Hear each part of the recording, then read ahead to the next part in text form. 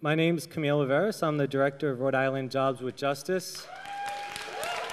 I want to applaud all the troublemakers in the room. So I want to invite everybody out to come to Occupy Providence at 5 o'clock on Saturday to join the rest of the troublemakers, right? And so if we can think back for a minute, if we can think back to what happened when the sit-ins happened during the civil rights movement, and young kids and students went back to home, and after generations of Jim Crow law and segregation, we're often met with, you know, why are you causing trouble? You know, what are you causing trouble for, right? And so we're about to embark in some trouble. There's trouble in New York. We're going to bring it here. But we need to know whose troubles we care about, who we're causing trouble for. So we have an answer. 99% of us, we're looking for that 1%. And I just wanted to share a couple examples from some organizing. So, you know, Jobs with Justice, like a lot of organizations, have been around for a while. Rhode Island, we've been here for 15 years. And we came out of the necessity to have a prolonged, ongoing place to occupy, right? We had alliances that would come around specific issues and then evaporate. And we saw that there was a need to have power together. Even though it's not easy, even though it's difficult and people don't agree, and there's personalities and there's conflicts, we knew we weren't going to win unless we got people together to not just talk about solidarity, but to practice it together, to build that trust, to build those relationships. And one of the things that we've learned and are constantly learning and want to learn with Occupy Providence is how to reframe issues, right? Because it requires listening to each other. 99% is a good soundbite, but we're going to have to listen to each other. If we want to organize the 99%, we need to listen and learn. We need to take our turn on stack and also speak. But we also have to learn from each other and actually understand the troubles that have been going on here in Providence before Saturday, that we need to connect with the community organizations that have been working and organize beyond that too. So, for example, when we're talking about framing, we need to narrow our vision, right? We need to be able to be precise about this. You know, I've been to Occupy Providence, and some people are celebrating that there's Tea Party members there. I'm fine with different people of different ideological persuasions coming there, but we have to understand that we need to forge an understanding of what the trouble is coming from the most oppressed. Because if we do not do that, then these movements will be hijacked.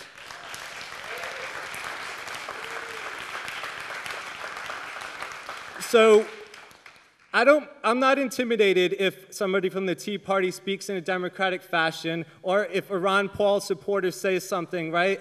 But our challenge is to organize the masses of people, the masses of oppressed people, to work with people of color, and to make sure that when they bring up that immigrants are the problem, that we've already done an action with ONA, right, to support them. When they bring up racism and welfare being the problem, and we counter with corporate welfare is the issue, we've already done an action with Direct Action for Rights and Equality. So we've already started in a good way here in Providence. The first action that was publicly promoted by Occupy Providence was at the Bank of America, and it wasn't just a purely, symbolic exercise, right? It was actually in solidarity with janitors. It was in solidarity with people facing foreclosure that were there, that were part of organizations, Direct Action for Rights and Equality, SEIU 615, Justice for Janitors. And we carried on that tradition of connecting with the Student Labor Action Project, and we were in solidarity, and we took collective action against the Rhode Island Department of Education and demanding that corporate education stop here in Rhode Island. And those actions are the keys to moving forward.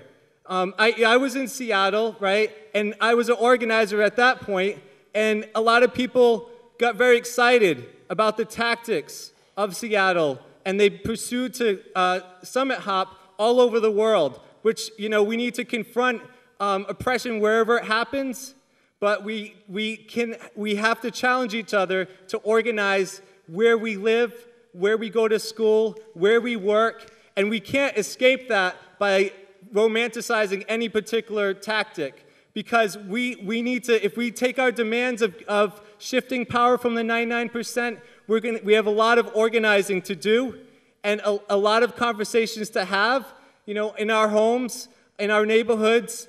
And, after the WTO in Seattle, when people romanticized the tactics, many of us did challenge each other to try to organize and connect with local groups. I'm happy to say that's happening here in Rhode Island, but we need to expand that. And everyone needs to be an organizer. Everyone needs to go to their church. Everyone needs to go to their schools and bring back those issues and create democratic institutions where they don't exist, because that's our only hope in out-organizing capital in this country.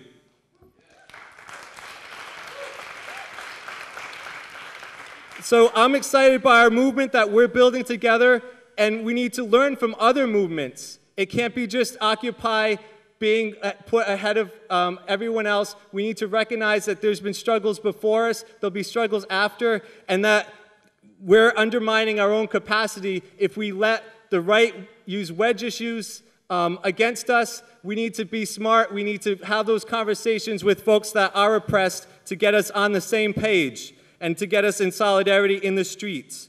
So I'm going to end with a chant together. We got off the streets, right? We got off the internet into the streets, and that was an important first step.